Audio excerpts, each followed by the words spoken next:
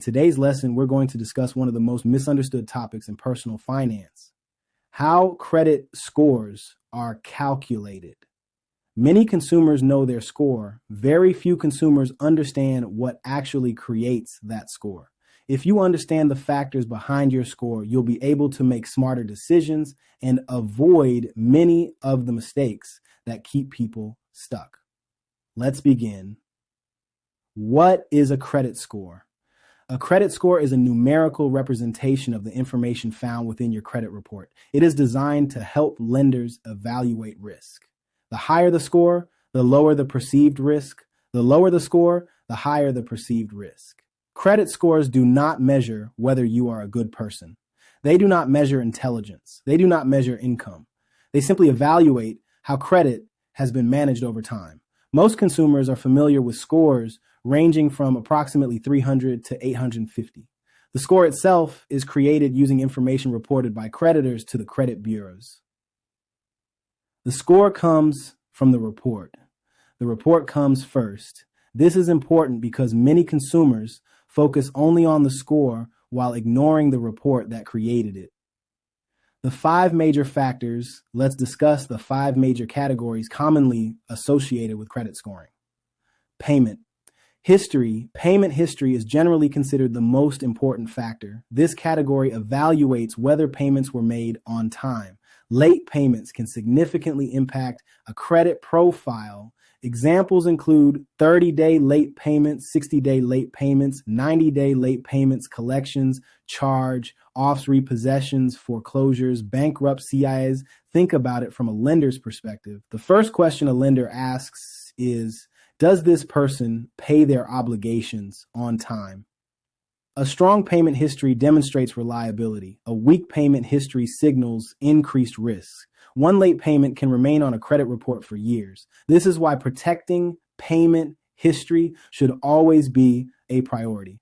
Credit utilization. The second major factor is credit utilization. Credit utilization measures how much revolving credit is being used compared to the total available credit. Let's use an example.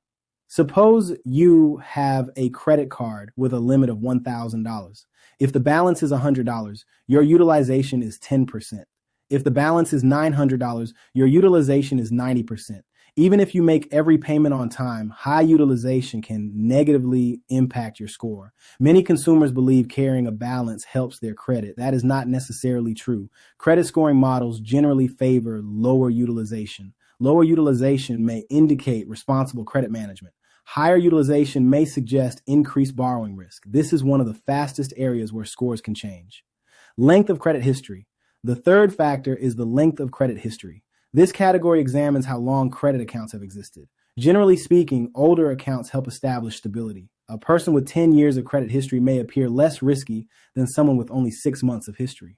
This does not mean new consumers cannot build good credit. It simply means time plays a role. Credit is often a long-term process. Patience matters. Many consumers accidentally hurt themselves by closing older accounts without understanding the impact. The age of accounts contributes to the overall credit profile. Credit mix.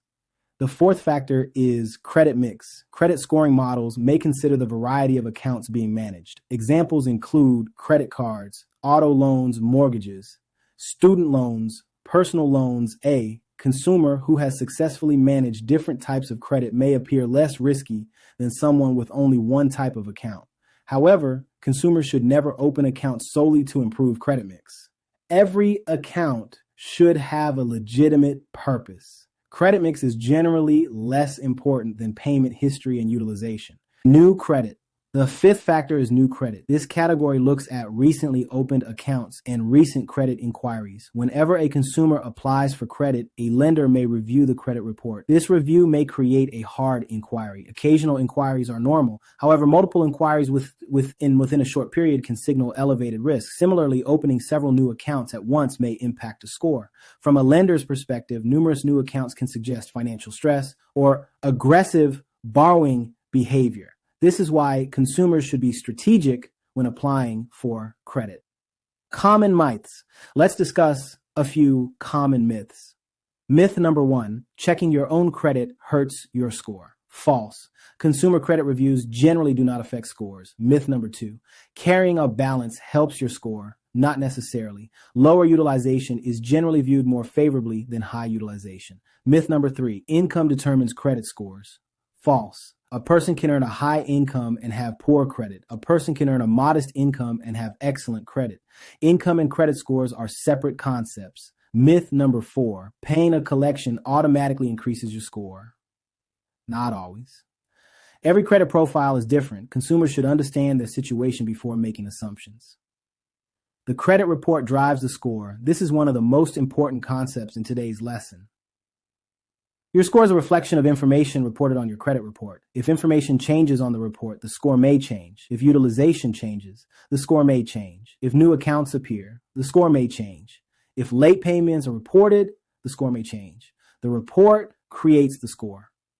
Understanding the report is often more important than obsessing over the score itself. Key takeaways: a credit score is based on information reported to the credit bureaus. Payment history is one of the most important factors. Credit utilization can significantly impact scores. Length of credit history rewards consistency over time.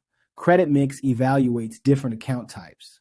New credit evaluates recent inquiries and accounts. Most importantly, understand the report behind the score. Because when you understand the report, you begin to understand how the scoring process works.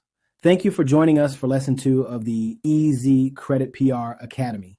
In our next lesson, we'll discuss how to read and understand a credit report like a credit professional. I'm Moises Santiago. Thank you for watching.